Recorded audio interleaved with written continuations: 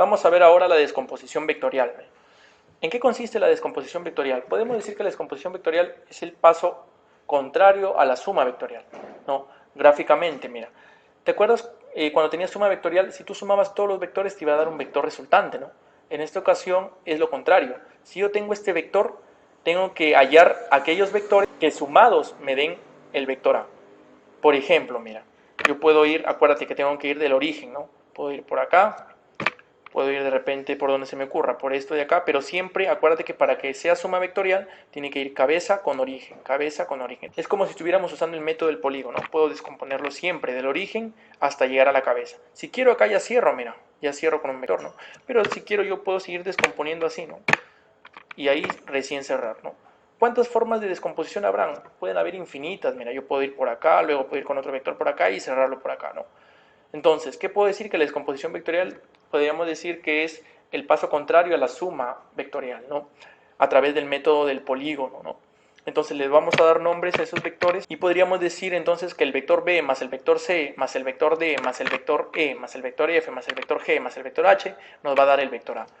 Esta era la suma vectorial. Tenemos otro ejemplo por acá, mira, el vector P podemos descomponerlo siempre del origen, por acá, de repente se me ocurre ir por acá, de repente se me ocurre ir por arriba, o también se me puede ocurrir cerrarlo ya, ¿no? Y le damos nombres a esos vectores. ¿Quién vendría a ser el vector P entonces? El vector A, el vector B, más el vector C. Entonces, tú te preguntarás, pero si puedo yo ir por donde quiero, habrán un montón de maneras, ¿no? Infinitas maneras de descomponer, claro, porque si yo quiero, yo puedo ir por acá, por acá, por acá y luego cerrarlo. Pero, debido a que hay infinitas maneras, hay un tipo de descomposición que se le llama descomposición rectangular de vectores. Y este tipo de descomposición solamente se basa en el eje X y en el eje Y. ¿En qué consiste? En descomponer a todos los vectores teniendo en cuenta solamente el eje X y el eje Y. Es decir, los vamos a descomponer en vectores que sean paralelos al eje X y paralelos al eje Y. Acuérdate, mira, este es un vector B, ¿no? Que va desde el origen hacia este punto que es la coordenada 6,8. Y si esta es la coordenada 6,8, quiere decir que, recuerda que en un par ordenado, ¿no? Su proyección va a estar en eje X, la primera componente va a ser 6 ahí, y la otra componente en el eje Y, 8. Listo. ¿Cómo descomponemos este vector B? Siempre del origen, ¿no? Solamente podemos ir con vectores o bien sea paralelo al eje X o bien sea paralelo al eje Y. Si yo quiero empezar así, mira, ahí está, puedo empezar así. Ahora, siempre tengo que cerrar hacia el vector B, que lo estoy descomponiendo. Tendría que ir de esta manera, ¿sí? Entonces, en la descomposición rectangular solamente hay una manera de descomponerlo, que es con vectores que sean paralelos al eje X o paralelos al eje Y. También he podido ir primero por acá y luego cerrar acá, no hay ningún problema, ¿sí? Entonces, esta sería la descomposición rectangular del vector B. Y estos nombres, así como le dimos nombres anteriormente, también le vamos a dar nombres. Le podemos poner el vector C, el vector D, pero para que tenga una relación con B, le vamos a llamar el vector Bx y el vector By, es decir, un vector que está en el eje X y un vector que está en el eje Y. Y recuerda que el vector B entonces va a ser el vector Bx más el vector By, ¿sí? Entonces, acá, como estamos trabajando con el eje X y el eje Y, ¿qué era lo que podíamos saber? Claro, que cada eje X va a tener su vector unitario, ¿no? En el eje X positivo va a haber un vector unitario denominado Y, y en el eje X o Y positivo va a estar J, ¿no? Entonces, ¿quién es el vector Bx? Si el vector Bx, mira, mide 6 unidades, van a haber 6 vectores unitarios Y, por lo tanto el vector Bx va a ser 6Y. ¿Quién sería el vector By?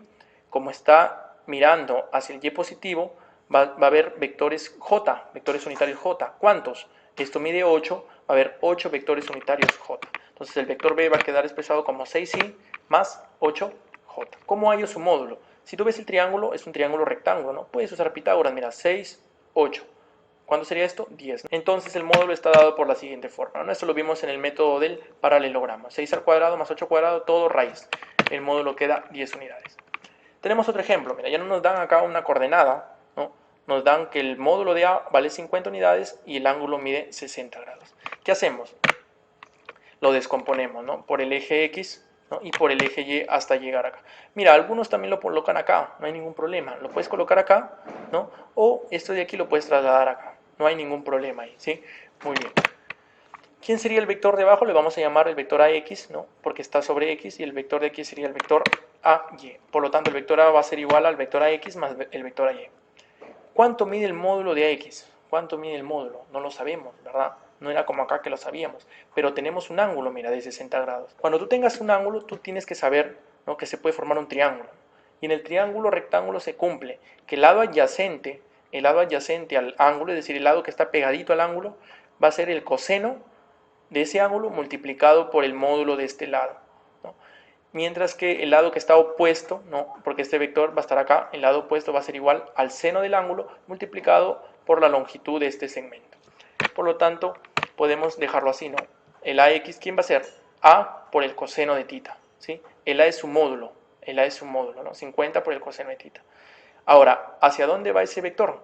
Mira hacia el eje X positivo, por lo tanto sería positivo Y, ¿no? Listo.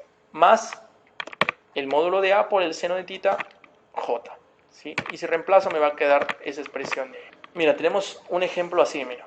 Ya no va desde el origen, ya no va, los vectores ya no van desde el origen, sino ahora van, digamos, por cualquier parte del plano cartesiano, ¿no? Este vector se encuentra en el primer cuadrante, este se encuentra en el segundo cuadrante. ¿Cómo hallaríamos la expresión ahí rectangular de esos vectores, ¿no? Utilizando el vector unitario Y y utilizando el vector unitario J. Mira, acá es recomendable, ¿sí?, colocar el nombre del vector de acuerdo a sus puntos, ¿no? Si este punto es A y este punto es B, podríamos llamar al vector el vector AB. ¿Quién vendría a ser el vector DC? Ojo, es importante que el vector siempre se inicie con la letra, ¿no?, del origen y termine en la cabeza del vector, ¿no?, con la letra de la cabeza del vector, DC y AB, ¿sí? Porque si le pones BA, indicaría que estás yendo desde B hasta A, ¿no? Pero acá es el vector AB. ¿Qué es lo que se hace? Mira, para saber, acá vamos a trabajar con, digamos, un método que es restar el par ordenado de la cabeza menos el par ordenado del origen.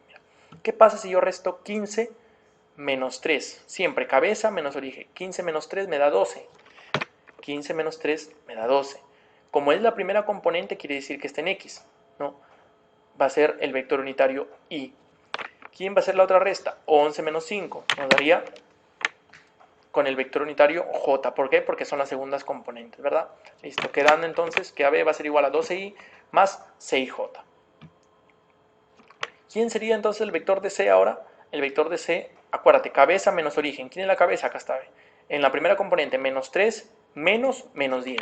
Menos 3 menos menos 10. Y, ¿sí? Y, porque el primer componente es de X. Y el otro sería 2 menos 6, ¿qué cosa? J. 7i menos 4j sería el vector de C. Quiere decir que este vector se puede descomponer en un vector 7i, el i positivo, entonces para acá, ¿no? Y luego menos 4j, el menos j es hacia abajo, hacia acá, ¿no? Y este vector se puede descomponer en 12i, quiere decir que de aquí hasta acá va a haber 12 vectores unitarios i más 6j hacia arriba. ¿Cómo hallaría el vector resultante? Siempre que te pidan el vector resultante, tú tienes que sumar todos los vectores que haya. Es decir, si me piden ahí el vector resultante, tendría que sumar este vector con este vector. Pero acuérdate, no vayas a sumar módulos. Lo que tú tienes que hallar es sumar los vectores. ¿Cómo así? Mira, el vector resultante le vamos a llamar R, con su flechita porque es un vector. Tenemos que sumar el vector AB más el vector DC. Pero es una suma vectorial. ¿Quién sería el vector AB? Acá está expresado, mira, 12i más 6j. ¿Quién sería el vector DC? 7i menos 4j. El i con el i y el j con el j. Solamente se pueden sumar vectores que tengan la misma dirección. 12i más 7i nos va a quedar 19i. 6j menos 4j nos va a quedar 2j. Por lo tanto, el vector resultante sería 19i más 2j.